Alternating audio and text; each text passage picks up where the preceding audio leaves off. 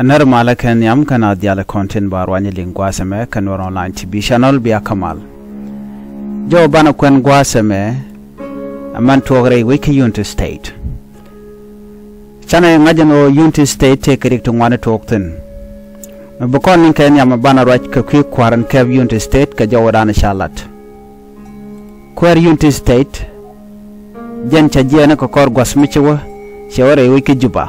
Ban mandan le roda ban jelinga jalera me kan kono niam mi jiram jidit kanol online TV channel gore jen wo gender yen wak nasin ko ken ko de lerti de kan shomala shu gasne tin gor kon ken go de ko ten bana jo me ban jeling ka kwi kwadana kev Unity State ka mandana Charlotte gorno jen bishar buja ko pin gwasa mo ko kor ka misler ci jeling ban jo me ban jo chuling kel ko do badan ci to ko ja la Kwer Unity State Governor Yegbim chala do jen shawara wika juba na ko kor gwa sedan ka gwa de dane che chopre wika juba chala do jen chaja lokon wodare jen dar lo yire wika Unity State chaja penjal tikir me yadi de jokono shibulo yire wika Unity State an roba danen pen ka je wodar lo jokre wide ka Unity State ko jen jala kwara ke governor men gu chirik ten content talk re wiki Unity State dob dan de penjer ka ja de rangu en open ka Kwer Unity pen jalo jok ka Unity State na me o ban watin content ten winami ba ko mi kerek chete me ngai kon dialan go re wika mayom kanti chala do shad na cha ko nok jal ci kon ngaj ban go to korte ten kam jana kan wari en winami no la dien wo kwiwo ka do be dana Charlotte ke je an wo nuare ke ngwan nuare la ken jen bu go jan bu kan o kan bu jang bu jen bu go nuar bu kan o kan namo me ngai kon dialen wo led road anyok ci kon bu ngajen wo sha state of emergency sha je belat kuma kerme yadit gwaze chararo ba ma yom ba je lockdown lo china chicken bu jal sha nero ne dok sha gorno bu roden dol gwat kel kana mo me to gengu agwade dane shi jang ci nyin karodien me ci gane di chobojan bakal widara woni am ci kan kanak kam dien ka kan jang karodien ala jang ton kana jang den ka gogri ala kan te konte gak jen gwade dan kuin kem yadi la nen ci helicopter ci jagwan mu ka dakten ka de menni me shoy ngano e shaga buga helicopter bat kan ka bok ci kem yadi ci ne ka ci ga denak mishit kan me ci kona ngajene antam mu ray kona la kume du Unity State ka gwaze dane shi wudu mi meche jen rek biam top ko jaram danen la Governor Unity State Honorable rek biam top jen che chore ka juba ngot kante dialati kan kanelat ka wede che jode gwan wo me janda ro rit chalu ko no dare jen no cha jo me cha jalar ne ka gwaze dan go jen chore wich ka juba ka me janda ro rido cha je peno jen kelo je jok re wich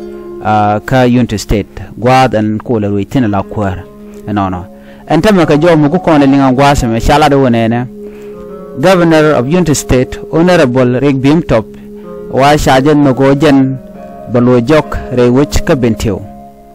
balo ka bentiu che kirma yadi che te kon te gujen wo shi Rick Bimtop che de jen ka che de lo ka Unity State wa che ka clear antama Rick Bimtop ba nyogo loch re wich ka bentiu ka jawrana sha kwen jo me mi Charlotte anaiten content tie ka Kwer ke Governor dung Unity State no men dia na ngai kono gwasme o bu kon ngaje no koteten men biya kulu ngach an wala chen jan dangro pa bakal ronkin dangro jan dangro widich chala do jandere jianan wala ka Friday da lo re wiki Unity State da lo gwada dana rojeten ngai kontin diala kon lat karodian re wiki Unity en wone kon shushka nuere kon shushka gwade dane shatu ka mbogatin karenyal antama ngoda bango tidwal mudi teten ashang naman nuere lon kan kor ngoda jor ka ten gor kan nuere en wode kan kanak alai emergency state bo ngoda ten bo gor kan nuere ka kwida ko ba nuere ba meken ba ka kep kan dial dungo no mo chaje nok anetin kontela nuere gwega jeno shin mishikana me choda bulat ashirema ngai kona ka konintin paiwo she korche tuok kam toy nos kan na netin kontila nuare ka panye jar ke kamayom je kon mission mo chana jan ling eno no gwan mission e wel di shi ka liutin are koro mo korok kano shi kuma SSPDF chorulin matin ko bikan waratin content kama yom bikan kama chet kama o ngai kona ma yom target ka kuma kirmi yadit ko wakan wantin content kama yom akanete kon lajian bikan ok bikan ko nang ka jang bu jen bugalo kama yom wukan ok nuaru kan ka kan chaju gujeno kan ba meken ba ka kap ko chang chagala makchi karun bele luang ke chi karun bele defan no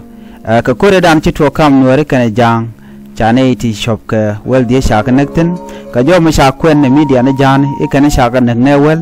ka chan wen ne dia ka cha jang cha mu ke jibon de shop ka jandang ro wirung wan ka jo dan chala do chire ga mo cho da lat ka china len roj bo ka commissioner dung unity kamayom ala commissioner me commissioner danan kamayom ramishal ke James Lily Kol chelad no shingwanan ware chane dang dia chane ka kore dana chitok gwade dana shikarum tin ka jang me shikarum da dop jo me cha kwene kan mun bana ngai gwaza me ala JSSPDF South Sudan People Defense Force watching inte kon te sha kam ke ano de kan match de kan non ke ala maiten konte tela majali jang kan nuare ci kon yalla ngaje no jang ci kan la no ci ga meti kindang man kan gatol ka warab de non na me shi tok be nyom loje yene me shi tok na me gor ko ba nuare ba me ken ba gatol ke ba mu kerek ajan jodan le roda no mo tele jang ya me ken kaf men gor ke long wonene by SSPDF baje jagre wika mayom ko bonyin ka ganware ajana ku yela nen no chete ne chup ko wel di shi ka liu kam niken ko gorga jeno de mayom de je kabakan gwadan wuka panye jar ba ka jo dana shalat alo den aren kula gang ajanda na gorka ko sha doran cha de daga ne to kon la jang jo me der wuka ye ka de yana linga dob andan en cheto ka je ko gor kono de kon jala kon lat ko rodien de kon ka mala nga jeno ko ngune gwasame ala emergency state ngoda we ka wanyam kana kapchong ko chikir me yadi la no kapas ti chop ko bakel bi emergency state ke state of emergency be yikten ba make nen tin kolan wer ba ka kap gwan ngot kan doctor ek machar kan nalun menyo da gwan wona me gorko telamal beben ka wona na ko be civil war ba to kare wi ka so Sudan nyok chirke meja to ke 2013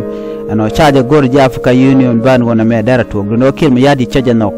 gor ne jan wo banwar ba ka target ka banwar ba kan nak en ramu mashun kel ke doctor machar be gor no jan ba ja target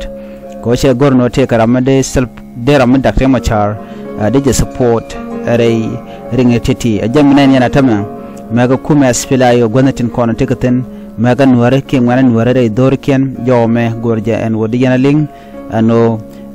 unity state ngoda tele jamal ene biata kamal ban yo jigal rien bye bye